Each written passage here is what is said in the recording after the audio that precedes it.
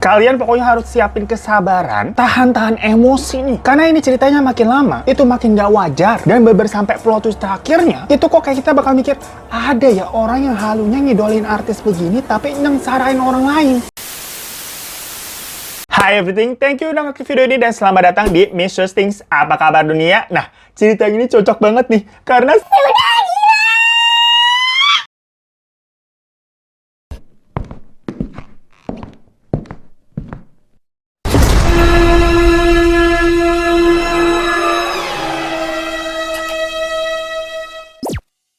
gengs, mau cerita. Kan gue sebelumnya nih tipikal orang yang kalau keluar panas-panasan lah bodo amat gitu, males pakai sunscreen ataupun day cream ya. Karena kan dirasa ribet banget, kita udah buru-buru pagi-pagi mau keluar harus oles-oles skincarean dulu. Lain halnya kalau malam-malam kan langsung dibawa tidur. Tapi gue dikasih tahu loh, ternyata kalau pakai day cream sama sunscreen itu wajib. Karena sepenting itu buat menjaga barrier kulit kita nih dari segala permasalahannya. Pokoknya penting banget katanya gengs. Jadilah gue akhir-akhir ini selalu pakai day cream sebelum apply sunscreen. Karena misalkan kalau langsung pakai sunscreen, itu kulit gue kan agak sensitif ya. Rasanya sunscreen tuh bikin kulit kering, cenderung ke iritasi gitu. Nah, makanya pondasinya, gue selalu pakai day cream dari Mireille dulu nih yang glossy series. Buat sekalian ini kan bisa moisturizing kulit, dan jatuhnya juga nih kulit kalau udah pakai day cream ini, pas nge-play sunscreen tuh nggak terasa greasy-greasy banget. Lebih ringan gitu bawaannya, seger. Pokoknya gue lagi rajin banget nih pakai ini, udah sampai habis tuh sejar. Dan kalau siang-siang panas-panas berasa muka tuh lagi kucil kagak jelas, kita juga selalu sedia nih bawa face toner. Karena ini bentuknya semprot, jadi bisa tinggal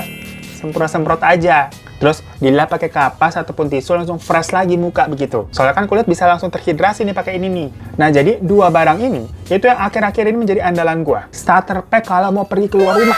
Soalnya kan akhir-akhir ini emang cuacanya dirasa sukanya panasnya keterlaluan ya. Makanya biar kulit tetap sehat dan gak kucel, kalian coba juga deh day cream sama glossy tonernya ini. Dari Mireille tentunya rangkaian glossy series. Untuk link pembeliannya, biasa langsung aja klik infonya ada di deskripsi di bawah gua tulis tuh. Sekalian pakai kode vouchernya juga via Shopee ya kodenya ya. Yang ini nih biar tambah cuan. Langsung ya semprot biar seger. Gengs, kalian punya nggak sih artis yang kalian jadiin idola? Kayak ngefans banget gitu sama seseorang. Nah, buat kalian tahu kasus kemarin tuh sempat heboh di Twitter tentang Safa Space versus Mbak-Mbak Berflower yang jujur itu kocak banget sih. Buat kalian-kalian yang nggak tahu nih, kurang update, kita intermezzo bentar. Intinya waktu itu tuh ada kasus heboh, di mana ada seorang bocil yang nama akunnya tuh Safa. Dia kayak ngata-ngatain atau memberikan caption-caption jelek yang dianggap kurang mengenakan lah mengenai anggota dari sebuah boyband K-pop. Kagak usah disebutin ya namanya, kan nggak semua orang ngerti K-popan. Pokoknya di sini ada satu boyband isinya 7 member, terus 2 atau 3 orang dari member itu dijelek-jelekin sama yang namanya Safa tadi. Nah, tapi banyak yang nggak terima karena merasa idolanya dijelek-jelekan. Disidanglah si Safa ini dalam sebuah grup meeting online di Twitter yang sebutannya Space, kayak Zoom meeting gitulah. Tapi di sini via audio aja ya, nggak ada penampakannya pakai kamera gitu. Makanya disebutnya di situ Safa Space. Nah, dari orang-orang yang diundang di dalam grup tersebut, ada satu akun nih namanya Berflower yang marah-marah sampai bilang kalau dia akan membawa si Safa ini ke jalur hukum karena telah menjelek-jelekan idolanya. Sampai dia juga bilang, dosen saya ini kader partai loh. Jadi jangan macam-macam lu Safa lu. Tapi kan kita nih sebagai netizen yang sambil dengerin kayak, apa hubungan dan korelasinya punya dosen kader partai sama mau nuntut orang karena telah menjelek-jelekan artis idola K-popnya? Jadilah rame dan viral. Karena si akun Berflower ini tuh juga mengaku kalau dia sebagai perwakilan dari idolanya yang dijelek-jelekan sama si Safa tadi. Dan dirinya juga mengklaim dia tuh sebagai emak dari para idolanya tadi. Jadi udah mulai halu, gengs. Itu jujur hiburan banget sih buat kita tapi dengerinnya ya. Yang intinya maksudnya, kalau kita mengidolakan seseorang, itu sebenarnya wajar-wajar aja kok. Sangat lumrah terjadi. Asalkan jangan berlebihan. Terus bisa-bisa cenderung ke fanatik, yang jatuhnya malah halu kayak begitu. Karena sebenarnya, kalau posisinya pas, menjadi fangirl atau fanboy, itu bisa menjadi hal yang positif juga kok. Buat kehidupan pribadi sendiri, misalkan jadi bikin bahagia. Kalau tau-tau ngeliat doi tampil di TV begitu, atau ngeliat konser secara langsung, pasti hati kan langsung kayak ngeliat kejat-kecut, hidung juga kembang kempis, sama bool tuh cenat-cenut. Bisa juga hal itu bikin semangat untuk menjadi inspirasi dalam mengarungi hidup ini. Nah begitulah ya. Cuman kalau sampai berlebihan, sampai terlalu banyak halu kayak tadi, nggak bisa nih bedain mana kenyataan sama mana hayalan. Sampai-sampai menganggap saya ini emaknya, dosen saya kader partai loh. Kamu bisa saya tuntut ya, karena telah menjelek-jelekan idola saya. Jadinya kan terlihatnya tuh marah-marah nggak jelas, nggak bisa ngontrol emosinya. Berantem-berantem fan war begitu, hanya karena tak sepaham aja nih beda idola. Ya itu sih udah meresahkan masyarakat, kawan. Yang jelas-jelas vibes-nya malah jadi vibes negatif. Tapi ternyata halunya si Mbak Flower ini, itu belum ada apa-apanya dibandingkan sama kehaluan di cerita ini yang bener-bener, di luar akal sehat. Definisi ini orang halu total sedunia yang sampai merugikan banyak pihak. Bayangin aja, dia membuat keluarganya sampai bangkrut, hingga bapaknya juga celaka. Ini ngaco total. Wah, kalau kalian denger nih ceritanya pasti auto kesel. Dan bingung juga nih, gua jamin. Kok ada soalnya orang yang ngefans sama kayak artis sengaco ini. Jadi siap-siap dongkol kalian ya dalam menonton video kali ini nih. Nah, kalau sekarang, itu kan kebanyakan cerita-cerita fans garis keras memang didominasi sama dunia perkipopan nih yang lagi merajalela kan. Tapi sebelum negara Korea ini menginvasi dunia entertainment, zaman dulu tuh yang ngehits di mana-mana ya, itu ya kalau nggak Hollywood, Bollywood, sama industri perfilman Cina. Nah, salah satu artis legend yang terkenal banget dan banyak penggemarnya, ada nih satu namanya Andy Lau. Ada yang tahu nggak? Buat yang tahu, fix banget tua. Ya Allah, gue nontonnya dulu ya. Nonton si Andy Lau tuh yang Yoko Legend of Condor Heroes, itu nonton di desa, gengs. Jadi di desa gue dulu, itu TV langka banget, cuman yang punya tuh orang paling kaya lah. Jadi anak-anak di desa nih, anak-anak kampung nih, nontonnya rame-rame di orang kaya tersebut. Seru banget dah. Nostalgia juga yang soundtracknya nyanyinya terus Yuni Shara. Siapa yang merubah hatiku? Siapa yang membuat kita satu? Ya Allah, tua banget. Nggak bisa. Image 17 tahun ini yang udah dibangun lama-lama bisa hancur, Van. Lupakan ya. Nah, lanjut nih. Pokoknya buat kaum milenials kayak gua, yang taunya misalkan cuma Olivia Rodrigo atau BTS gitu ya, gue ceritain dulu nih siapa si Andy Lau ini. Andy Lau atau yang memiliki nama aslinya Lau Takwah, itu adalah seorang aktor, penyanyi, sekaligus produser yang sukses banget dari Hong Kong. Andy Lau sendiri lahir di Taipo, Hong Kong, tanggal 27 September 1961. Dan dia memulai karirnya dari tahun 1982 sampai sekarang. Itu sebenarnya dia masih aktif ya, dan masih ganteng tuh, udah kakek-kakek. Namun, nama Andy Lau ini tuh melejit gitu ya, hingga ke kancah dunia internasional, sampai ke desa gua tuh pada nonton. Waktu ya itu, dia berperan sebagai Yoko di serial TV legendaris banget, berjudul The Legend of Condor Heroes, tahun 1983, yang tadi gue ceritain. Dan itu dulu emang sesukses itu pada masanya. Booming dan viral banget dah. Dan semenjak itu, otomatis dia ini banyak meminta film-film terkenal lainnya yang kalau ditotal-total aja, film yang pernah dia bintangi dari dulu sampai sekarang nih, itu banyak banget. Udah lebih dari 150 judul film, gengs. Bayangin coba. Jadi misalkan kalau lu mau iseng, gua mau maraton filmnya Andy Lau, buat killing time gitu tiap hari, gua rasa baru 5 bulan kali itu kelarnya. Sampai bekantung nih mata, terus enak lama-lama juga. Dan seperti artis-artis beken lainnya, Andy Lau ini selain udah jadi bintang film, dia juga merambah ke dunia musik. Tapi ini bukannya kayak semacam aji mumpung ya, kayak artis-artis lain tuh, perkara lagi naik daun, terus bikin lagu, padahal suaranya mah pas-pasan, modal tampang doang. Nah, itu nggak berlaku buat Mas Andy ini. Suaranya beneran bagus. Sampai dia akhirnya punya 64 album. Banyak juga nggak tuh? Dan fun fact-nya lagi, karena Mas Andy ini kan juga tenar tuh di Indonesia pada zamannya ya. Dia juga sempat punya satu lagu tuh, yang liriknya full bahasa Indonesia. Judulnya Ada Kalanya Hati Meringis. Ada kalanya mengiris hati di balik-balik gue. Epic gak tuh tapi? Jadi sempat melokal juga nih Mas Andy nih, kayak artis-artis K-pop sekarang. Yang kalau kesini kan ngomong bahasa Indonesia. Apa kabar Indonesia? Aku cinta kamu. Terima kasih. Begitu. Hati-hati lu semua sama Mas Andy Lau nih, senior nih orang nih. Nah, penghargaan yang pernah dia dapat, itu juga nggak main-main banyaknya. Tercatat lebih dari 290 penghargaan yang memang sudah dia raih dalam bidang film dan musik. Sampai hal itu juga tercatat loh di Guinness Book of Record di tahun 2000 sebagai artis yang meraih penghargaan terbanyak di dunia. Ini gue nggak kebayang sih. Kalau misalkan etalase pialanya dipajang nih, segini nggak cukup nih. Itu dari ujung sana ke ujung sana kali. Buat kita-kita nih yang punya piala cuma 1-2 biji, pasti minder liatnya. Itu juga kita punya piala menang lomba 17-an doang. Kagak ada prestis-prestisnya. Nah, pokoknya kan udah sukses begitu ya, Andy Lau ini sampai dianggap sebagai salah satu artis yang paling bersinar dari Hong Kong sepanjang masa. Tapi walaupun karirnya udah cemerlang dan menjadi salah satu orang terkaya di Hong Kong juga ya, Andy Lau ini terkenal sangat rendah hati, ramah juga sama fansnya, dan jiwa sosialnya itu loh tinggi banget. Karena dia memang aktif berkegiatan sosial, sampai mendirikan organisasi badan amal bernama Andy Lau Charity Foundation. Dan dia juga punya banyak anak angkat di berbagai belahan dunia kayak Angelina Jolie begitu. Dan salah satunya ada dari Indonesia juga diangkat tuh. Permisi nih Pak Andi. boleh ini nggak mau angkat satu lagi nih yang begini nih. Nah, FYI aja, anak angkatnya dari Indonesia itu adalah anak perempuan dari Salatiga yang bernama Nino, di mana diadopsi pada tahun 1997. Nah, karena sosok Andy Lau ini dilihat-lihat image-nya nyaris perfect ya. Nggak heran kalau banyak orang dari seluruh dunia itu jadi mengidolakannya. Udah ganteng, berprestasi, kaya raya, dermawan, penyayang dan jauh dari kontroversi miring. Yaudah, emang cocok berarti ini definisi dari idola sesungguhnya. Dan salah satu fans garis kerasnya itu adalah seorang perempuan bernama Yang Lijuan, di mana dia lahir pada tahun 1978 di kota Lanzhou, provinsi Gansu di China. Yang Lijuan ini tuh tinggal bersama sang ayah yang bernama Yan Qingji, di mana sang ayah itu berprofesi sebagai guru, dan sang ibu bernama Tao Juing yang merupakan ibu rumah tangga. Jadi si Yang Lijuan ini tuh anak tunggal ya, gengs. Anak satu-satunya di keluarga mereka. Jadi udah pasti dah disayang banget sama orang tuanya. Udah anak cewek semata wayang, pasti semua keinginannya selalu dipenuhi. Walaupun konteksnya mereka ini berasal dari keluarga sederhana ya. Ceritanya, Yang Lijuan ini pertama kali melihat sosok Andy Lau di TV itu waktu umurnya 6 tahun. Dan saat itu juga, Yang Lijuan yang padahal masih bocil ya, itu langsung suka dan mengidolakan sosok Andy Lau. Tapi ya sesuka-sukanya anak SD umur 6 tahun, paling sebatas apaan sih? Belum ngerti dia namanya cinta-cintaan lah, belum mimpi basah. Tapi semakin si Lijuan ini beranjak dewasa, rasa kagum dia terhadap Andy Lau nih semakin suka dia semakin besar. Sampai di kamarnya tuh penuh tuh ditempelin poster-posternya si Andy Lau. Dan dia juga selalu nontonin film-filmnya si Andy Lau tuh di TV. Dulu sisanya belum ada YouTube ya. Kalau gue ada rasa dia bakal nyumbangin 1 juta view sendiri kali dia nontonin terus tuh video-videonya Andy Lau. Sama kalau sekarang udah bukan poster lagi, koleksinya PIC. Ya tapi emang kalau zaman dulu seingat gue gila-gila poster dah orang. Ngumpulin tuh dari majalah fantasi, majalah aneka ye, sama kerbek, keren beken.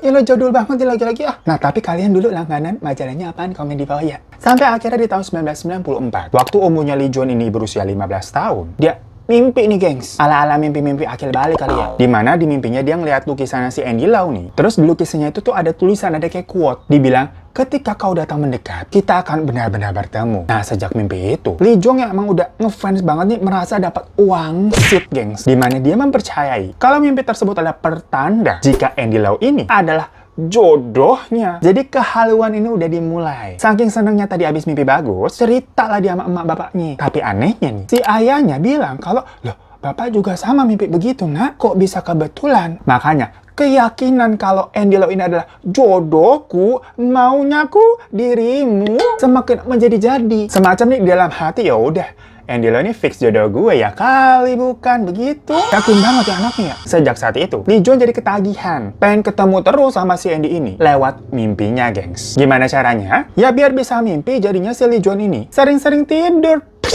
Wah, sebuah solusi yang sangat membagongkan, bukan? Bilang aja lu anaknya mageran, mau rebahan mulu begitu. Alasan biar mau ketemu jodoh tidur-tidur. Ada gila-gilanya nih cerita emang nih. Mungkin karena segitunya udah menguasai pikirannya si Andy Lau nih. Jadi Lijuan memang mengaku, setiap dia kali tidur, itu ya selalu ketemu sama Mas Andy di mimpinya. Dan dalam mimpinya itu, mereka udah jadian, udah ayang-ayangan, romantis banget katanya. Berasa Yoko sama Bibilung kali ya. Yang jadinya makin lama, si Lijuan ini terobsesi banget sama yang namanya Andy Lau. Ya udah diyakini dia jodoh gua, tapi kocaknya ini nggak tahu sih termasuk kocak apaan ya. Lijuan ini kan dalam mimpinya itu katanya pacaran sama si Andy Lau. Terus dia juga udah meyakini kalau Andy Lau itu memang jodohnya. Namun di sekolah dia naksir sama gurunya juga, sampai buat surat cinta. Padahal si gurunya ini udah punya istri. Kan emang udah ada gila-gilanya si Lijuan nih. Masih SMP udah mau jadi pelakor. Ditambah kan katanya jodohnya si Andy Lau, berarti lu selingkuh dong.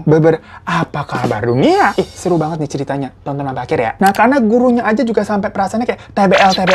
Takut banget loh sama gua sama Lijuan. Dilaporin lah ke bapaknya si Lijuan. Karena kan bapaknya Lijuan juga sama-sama guru ya. Dia bilang, "Pak, ini anaknya nulis surat cinta nih ke saya nih. Tulisannya berengar-engar erotis begitu. Saya mohon bimbing lagi tuh anaknya ya, Pak." Nah, si Lijuan yang mungkin malu karena ditolak ya sama gurunya nih. Terus sampai dilaporin ke bapaknya. Memutuskan mogok, gak mau sekolah lagi. Udahlah, saya berhenti sekolah aja, malu. Dan lagi-lagi sama orang tuanya diturutin, yang namanya anak kesayangan. Boro-boro kita kan anak paling bontot dulu. Tiap kali bilang cuman mau, aduh sakit perut, gak usah masuk sekolah. Gak mau masuk sekolah ya. Bener ya? Digituin. Kagak ada deh ceritanya bolos-bolosan. Jadinya si Lijuan yang pada saat itu udah berhenti sekolah sekolah nih dan ditolak cinta sama gurunya, makin membulatkan tekad untuk bisa bertemu sama Andy Lau dan menyatakan perasaan cintanya. Mungkin dia mikirnya ya udahlah, emang harusnya jodoh gue si Andy Lau, nggak usah sosok nembak orang lain. Padahal logikanya sama guru lu aja ditolak, apalagi sama Andy Lau. Lau sape. Nah, karena sang ayah ini mungkin melihat ya betapa ngefansnya anaknya sama si Mas Andy, akhirnya dia pun mau mendukung mimpi anaknya si Lee Juan untuk pisah ketemu dengan Mas Andy. Bisa. Setahun kemudian, di tahun 1995, ayahnya memutuskan sampai buat pensiun dini dari pekerjaannya sebagai guru tadi, supaya bisa dapat uang pensiun lebih cepat. Yang itu uang mau digunakan buat fokus mendukung si anak, biar bisa mengejar si Andy Lau ini. Sekali lagi, bisa. Bengong nggak lu denger ya? Karena kan yang namanya buat nyusulin idola, itu semuanya butuh biaya operasional ya. Butuh duit. Makanya, setelah ngambil duit pensiunnya tadi, ayah dan ibunya sampai menguras semua tabungannya. Hingga terkumpullah 22 juta rupiah. Dimana akhirnya duit itu dipakai buat bayar tiket pesawat dari China ke Hong Kong. Supaya si Lee Juan ini bisa ketemu sama si Andy Lau. Nah, di Hong Kong itu juga buat ya biaya hotel sama makan-makan mereka lah. Karena kebetulan memang si Lee Juan ini mendapatkan kabar kalau katanya akan ada semacam perkumpulan dari fans-fansnya Andy Lau di Hong Kong. Dikiranya Andy Lau tuh bakal hadir. Karena biasanya memang kalau ada acara perkumpulan besar kayak begitu, Andy Lau ini suka surprise, menyapa para fans, kan dia baik banget soalnya. Tapi ternyata udah jauh-jauh si Lee Juan nih ke Hong Kong. Di sana si Andy Lau kagak datang ya. Jadi acaranya itu cuman kumpul fans-fans doang. Terus nobar gitu filmnya Andy Lau. Kayak sekarang gitu, kayak ngumpul nobar nonton konser virtual. Akhirnya dengan perasaan kecewa, Lee Juan pulang lagi tuh ke kotanya di China. Ibarat kata tuh kayak dari Jakarta ke Bali terus balik lagi ke Jakarta dia. Dan setelah itu, si Lee Juan ini tuh hampir setiap hari ngirimin surat sampai totalnya 3.000 surat yang dia tulis sendiri ke manajemen Andy Lau selama 8 tahun. Bayangin, 8 tahun nulis sampai 3.000 surat, itu tangan apa kagak kebas ya? Tapi selama itu pun ternyata nggak ada satupun balasan surat yang dia terima. Hingga suatu hari di tahun 2003, Lee Juan ceritanya seneng banget nih. Karena dia mendapatkan kabar kalau Andy Lau ini katanya akan ada project syuting yang bakal dilakukan di daerah Gansu namanya. Pokoknya itu daerah deket lah sama si rumahnya si Lee Juan. Nah, halu-haluannya si Lee Juan ini kuat lagi. Karena sebelumnya kan dia udah nulis 3.000 surat tuh tiap hari. Dan di dalam surat-surat itu dia selalu menyatakan, nyantumin alamat rumahnya tuh di mana dengan lengkap. Dengan harapan dia bakal didatengin sama Andy Lau suatu hari. Nah, pas denger si Andy Lau katanya akan syuting di dekat rumahnya, dia berpikir dengan yakin kalau ya udah nih Andy Lau bakal mampir lah ke rumah gua kalau begini ceritanya. Ya kali nggak mampir. Orang udah deket banget di lokasi syutingnya. Masa dari 3.000 surat yang gue kirim, satu aja kagak dibaca sama Mas Andi? Di situ kan udah gue tulis tuh alamat gue lengkap. Jadilah si Lee Juan ini nungguin Mas Andi terus tiap hari tuh di rumah selama 1 tahun, guys. Tapi ternyata Andy Lau tetap saja nggak datang-datang juga ke rumahnya si Lee Juan ini. Mohon maaf bentar nih, gue agak heran bener dah. Kenapa kagak lu aja nyamperin? Katanya kan deket. Ya udah, barang sehari aja begitu. Atau lu niatin lah kudu tiap hari lu samper dah ke lokasi syuting yang kemungkinan ketemunya itu lebih besar nggak sih? At least bisa ngelihat dari jauh gitu secara langsung. Oh, itu Andy Lau tuh. Akhirnya gue ngeliat tuh. Daripada tadi lu buang-buang duit, bapak lu sampai pensiun, duitnya dipakai buat terbang ke Hong Kong. Ini jelas-jelas deket rumah lu. Lu kagak samper, lu tungguin di rumah doang. Bener emosi deh gue didengarnya. Ya karena si Andy Lau ini tak kunjung menemuinya juga. Si Lee Juan ini jadinya murung terus di rumah. Nah, sang ayah ngelihat anaknya murung begitu kagak tega. Akhirnya ayahnya itu memutuskan untuk minjam duit sebesar 11 juta rupiah pada saat itu buat beliin si Lee Juan ini tiket konsernya si Andy Lau yang akan diselenggarakan di kota Beijing. Ya ini dari tadi masih di negara China juga ya, tapi beda-beda kota. Ya lagi-lagi uang itu pun dipakai buat tiket pesawat, tiket hotel, makan, sama si tiket konser tadi. Ya udah bener, akhirnya si Lee Juan pergi deh nonton, ketemu tuh nonton idolanya. Secara langsung, secara live ngeliat tuh pakai mata, bukannya di TV, walaupun memang dari bangku penonton. Ya maksud gue tuh tadi tuh, kalau lu tadi nyamperin ke lokasi syutingnya tinggal ngeset katanya deket rumah, kan bapak lu kagak perlu keluar 11 juta, neng, buat ngeliat konser yang sama-sama ngeliatnya juga dari jauh. Ih, beneran emosi gue, mohon maaf ya. Tapi rupanya si Lee Juan ini belum puas. Karena tadi ngelihat Andy Lau-nya dari jauh, dia pengennya dari deket gitu. Di situ dia merasa tidak spesial. Karena jatuhnya sama aja dong gue sama kayak fans-fans lainnya nih. Cuman duduk-duduk doang ngeliat dari jauh. Dimulailah dari halu, udah mulai ngelunjak nih jatuhnya. Siap-siap kesel lagi kalian ya. Terus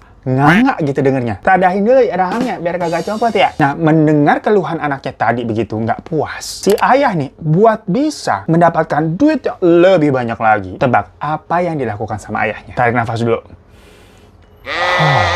Sang ayah ini sampai nekat mau jual ginjalnya, guys, supaya anaknya itu bisa ngejar mimpinya buat ketemu Andy Lau dari dekat. Yakinlah bisa.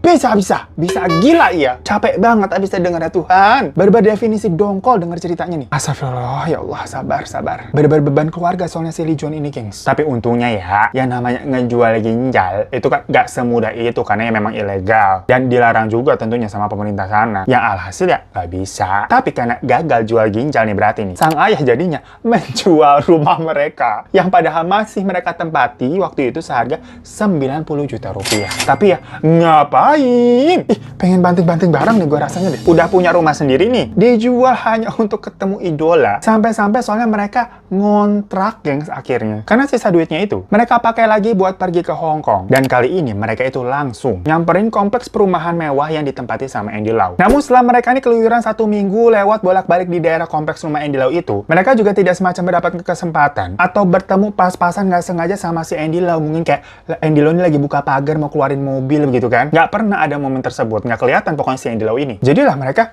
pulang lagi. Mohon maaf nih, gua ini tipikal orang yang tidak mempercayai dan tidak suka sama kalimat nggak ada sesuatu yang sia-sia. Tapi khusus cerita ini, gue bisa bilang semuanya bener-bener sia-sia. Nihil, kagak ada hasil. Hingga di tahun 2006, sang ayah ini kebetulan menceritakan kisah anaknya dalam mengejar Andy Lau selama 12 tahun tuh kepada seorang wartawan bernama Luna dari Beijing. Nah, si Luna tertarik sama kisah ini karena kan kayak emang seru gitu ya ceritanya. Kayak ada orang sefanatik itu, seabsurd itu. Sampai ayahnya pensiun dini biar dapat duit terus jual rumah. Jadilah si Luna yang nggak pakai Lucinta ini memuat itu kisahnya si Lee Juan di koran dan sempat viral pada masa itu. Dan karena viral, pastinya berita itu langsung kedenger, langsung kebaca tuh sama fans clubnya Andy Lau yang resmi, kayak official fans club gitu lah. Dan mereka jadinya iba, ya Allah, 12 tahun gak ketemu-ketemu, kayak pengen banget kali ini orang yang sampai jual rumah begitu kan. Diundang lah si Lee Juan buat datang ke acara jumpa fans dalam rangka memang waktu itu ulang tahunnya Andy Lau di Hong Kong nih lagi-lagi. Jadi sebenarnya acara jumpa fans saya ini semacam yang tadi pertama kali si Lee Juan ke Hong Kong, tapi kali ini karena diadakannya sama official fans clubnya, dijamin Andy Lau pasti hadir kok. Jadi kamu kesini aja ya biar bisa ketemu gitu kan, pada baik. Cuma pada saat itu konteksnya, keluarga Lee Juan ini kan kagak punya duit lagi. Udah habis lah rumah aja jadi nyampe ngontrak. Sang ayah akhirnya minjem lagi ke tetangga sebanyak 24 juta buat ongkos mereka bertiga tuh pergi ke Hong Kong. Aduh capek, emosi gua bikin dosa doang nih cerita begini. Nah soalnya selama di sana nih, saking ngepas-ngepasannya duitnya mereka itu nggak sanggup kayak sayang-sayang buat nyewa hotel. Yang akhirnya mereka sampai tidur di bangku McDonald karena McDonald di sana kan 24 jam tuh. Terus nanti siangnya ya mereka luntang-lantung nggak punya tujuan. Misalkan kayak ngemper aja di taman kota atau duduk-duduk aja di depan toko. Yang nges banget ya sih. Maksudnya si Lee Juan ini ngeresnya kagak sendiri, ngajak bapak ibunya. Perkara kehaluan dan kelunjakannya dia. Beda ya guys maksudnya di sini. Antara berusaha sekuat tenaga sama nggak tahu diri. Masalahnya di sini buat orang tuanya sampai ikut menderita kayak begitu loh. Kalau ini cerita diri sendiri yang berusaha mati-matian kerja keras banting tulang mah beda cerita, kagak apa-apa, kita malah salut. Ini kan nggak ada ngerengek ke orang tuanya. Sampailah di tanggal 25 Maret 2007, di mana itu adalah hari H acara jumpa fans diadakan. Dan akhirnya udah Lee Juan kesampean. Setelah 12 tahun akhirnya bisa foto bareng sama Andy Lau. Dan ketemu secara dekat kan langsung sebelah-sebelahan foto tuh. Tapi yang namanya jumpa fans, kalian ngerti lah pasti. Yang dateng kan banyak. Jadi kayak paling cuma salaman, foto, udah gantian gitu. Cuma beberapa menit doang sih paling. Dan hal itu lagi-lagi membuat si Lee Juan nggak puas, gengs. Karena dia pengennya tuh punya waktu berduaan aja sama Andy Lau. Gimana? Udah kesel belum? Belum. Masih sabar? Subhanallah. Kita coba sampai akhir cerita ya. Sampai manakah batas kesabaran kalian?